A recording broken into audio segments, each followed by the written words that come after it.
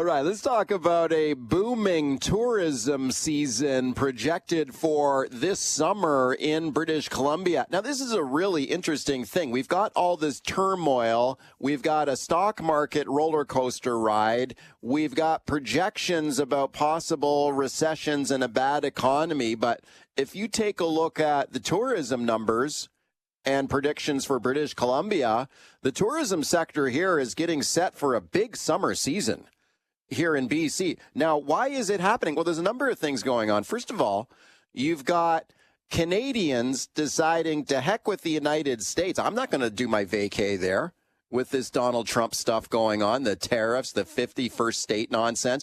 I'm not going to vacation in the United States this time. Forget it. So maybe I'll do a staycation instead. Maybe I'll go on holiday right here in BC instead. You've got Europeans. We talked about this before in the show, too. Maybe some Europeans doing the same thing. Maybe they don't want to go to the United States now because of the Trump tariffs. Where are they going to go on holiday? Maybe they go to Canada. So a lot of tour operators in British Columbia are saying, you know what? We're getting a lot of business here from Canadians, from Europeans. And guess what? The Americans are still coming here, too. So we're not going to the USA, but the Americans are still coming here to do their vacation in Canada. So they're getting set for a big tourism season this summer in British Columbia. Got Orion Rodgers standing by to discuss. First, have a listen to Maya Lang. Maya is the Vice President of Destination BC, which is the major tourism marketing organization in British Columbia. On the show yesterday, predicting a big year for BC tourism. Have a listen. When we look at forward-looking air bookings, so people that are making a reservation on a plane to come to British Columbia, we are seeing numbers up from the U.S., but what we're really seeing is really, really strong double-digit growth from reservations from the rest of Canada. So air bookings from the rest of Canada are up very, very strong for the next 3 months, the next 6 months. So we're thinking that this will be a very strong tourism season in British Columbia this year. Double-digit growth from domestic tourism, Canadians who want to go on vacation here in British Columbia. I spoke to a tour operator on the show yesterday. His business is organizing tours for visitors in BC. Yeah, he says his inquiries are way up. He said the American inquiries about the same, but Canadians contacting him because they want to go on vacation in British Columbia, that's way up. Now, we've heard about the shortage of hotel rooms. Hotels can be very expensive. And the government's crackdown on Airbnb and short-term rentals. A lot of them have been put out of business. Is this going to backfire on us now if demand from tourism is way up? Let's discuss with my guest now, Orion Rodgers from Property Rights BC. Orion advocates for short-term rental operators in British Columbia. Orion, thanks for coming on today. Hi, Mike. Thanks for having me. You bet. Thanks for coming on. Orion, when you talk to people in BC who operate Airbnbs or other short-term rentals, Verbos, are you hearing from them that demand is up? There's more people expected to visit BC this summer?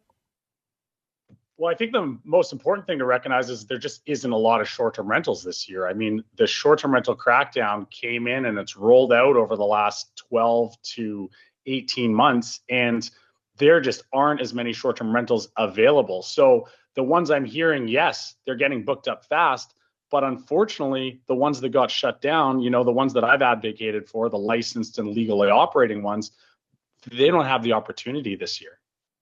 Yeah, how much has it gone down? Like how many Airbnbs and Verbos and other short-term rentals have basically been put out of business? I mean, it's mixed across the province. Our focus has always been around these couple of key markets like Kelowna and Victoria that had the purpose-built, the licensed and operating ones.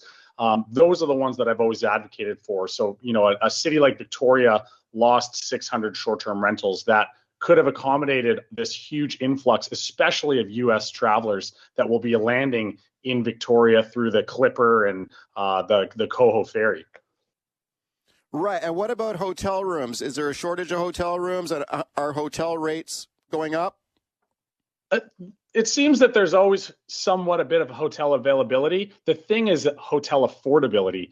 These rooms only accommodate for guests. So if you have any smaller groups of families or multi-generational families coming, they can't afford to stay because they would need to rent 2 hotel rooms at this already very expanded price.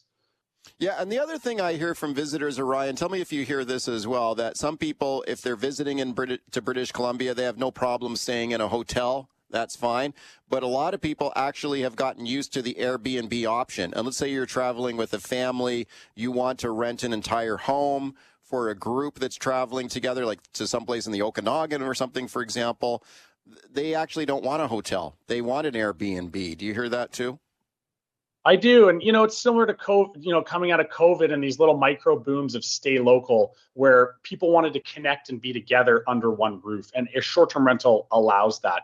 I'm happy to hear that there's talks of reconsideration from the premier, but this could have been kind of avoided altogether if we'd had a more fair and balanced legislation and that didn't target those kind of lawfully and licensed operated short-term rentals that were really just, playing by the rules and running their course and giving back to these travelers that want to come and stay in our beautiful province. Speaking of Orion Rodgers, Property Rights BC. Now, let me play a clip here for you, Orion, for your thoughts. This is on yesterday's show. Got a very interesting phone call on the open line from a listener. This is Sandy in Lynn Valley, wondering whether the short-term rental crackdown is going to hurt tourism. Let's listen.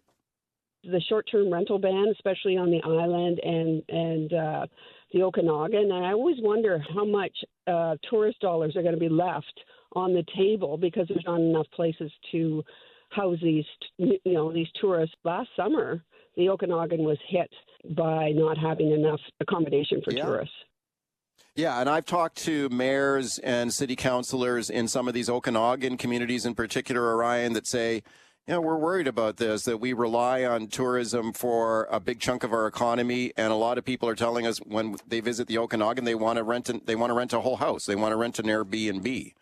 What kind of impact do you think that could have? I think it'll be huge. I don't have those numbers in front of me, but when we first started advocating in the city of Victoria, we were showing direct loss of tourist dollars that the city would be missing out on. And when you think about so many Canadians staying in British Columbia, and then of course U.S. travelers coming up. I mean, $100 gets you 140 Canadian dollars. So you've got British Columbians that want to stay home and travel local, but now they have to compete with travelers who get an instant booking or an instant discount just for crossing the border to come stay with us. Okay, let me ask you about the province's crackdown on short-term rentals and why the province is doing this. Now, when I've spoken to people like Ravi Kahlon, the housing minister, he says the reason we're doing this is we are in a housing crisis. People need a place to live. And the people who should have the first dibs on these homes are people who actually live and work here. That people are finding it difficult to find a decent, affordable place to rent. And that's why they crack down on these short-term rentals, is so they can rent them out to people who actually need a home to live here permanently. Forget about the tourists. We should take care of our own residents first. I mean, doesn't that make sense? Yeah, definitely. I think that it's important to have a fair and balanced legislation that looks at all sides, right? So we have housing, we have tourism, and we have all of these local economies that we're trying to support at the same time. It upsets me when I hear about when I know that the legislation for short-term rentals is coming, but then I see cities like Vancouver saying, well, don't worry, we're going to build 10,000 more hotel rooms. I'm sure a renter that sees a news article talking about building hotel rooms isn't exactly getting happy and overjoyed about the short-term rental legislation. They probably would rather see, well, we're bringing 10,000 new homes into that city or that area. My argument always has been, come up with fair and balanced legislation. Figure out your housing issues, build more where you need to. Don't target short-term rentals that have been licensed, that have been operating as small local businesses. Here we are promoting, let's shop Canadian, let's support local, but the same premier that's saying that a year ago wiped out 600 small local businesses that were in Victoria by implementing a short-term rental legislation ban. Okay, that doesn't make sense. Okay, let me play a clip, Orion, for you from Ravi Kahlon, the housing minister. I just mentioned him a short time ago. So he was on the show, and I asked him about this. And what about the tourism sector? Do we have enough hotel rooms and short-term rentals to accommodate everybody who wants to visit British Columbia, especially with a looming tourism ban this summer? And he said, look, this is working. We have to shut down these short-term rentals, and it's working. Here's what he told me. We've seen a whole host of them go on the market in communities, Kelowna, Victoria, Vancouver, but we've also seen a lot of people saying, hey, I just got a home now that was a short-term rental. So we are going to see both. Okay. He says it's working. He hears from people all the time who tell him, thank you for doing this because now I have a home. I was able to rent that used to be a short-term rental. Now I live there permanently. I mean, what do you say to him? Because you said that, did you say that David Eby is now thinking of taking a second look at this?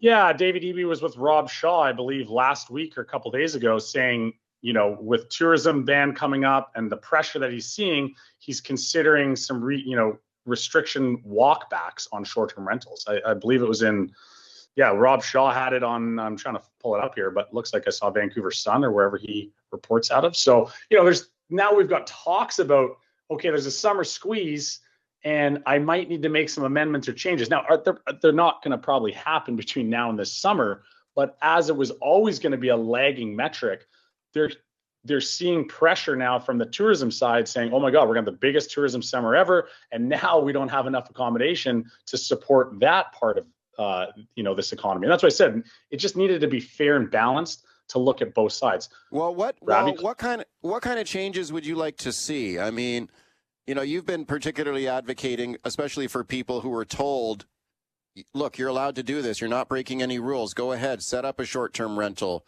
Run that condo as like a hotel room. It's fine. You're saying those people should be what? They should be allowed to continue to run their small business.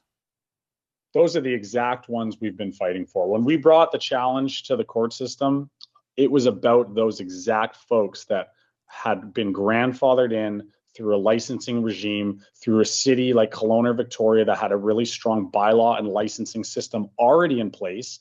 And those people were playing by the rules. They were contributing back to tax dollars. They were contributing in licensing fees, which then go to the city. They were contributing in MRDT, tourism revenue dollars that were going to affordable housing projects. They were running a local business lawfully. Those are the ones that got targeted, Kelowna and Victoria. So like, if I was to go back and make any changes or any suggestions, and we tried to give our advice, we tried to be consulted for this.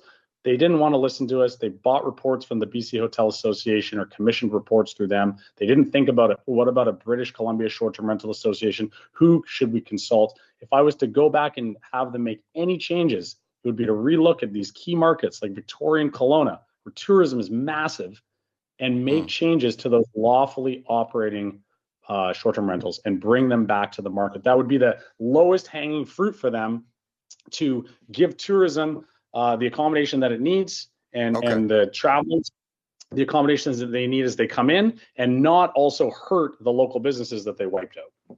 Orion, thanks for coming on to talk about this today. Thanks, Mike. Appreciate it.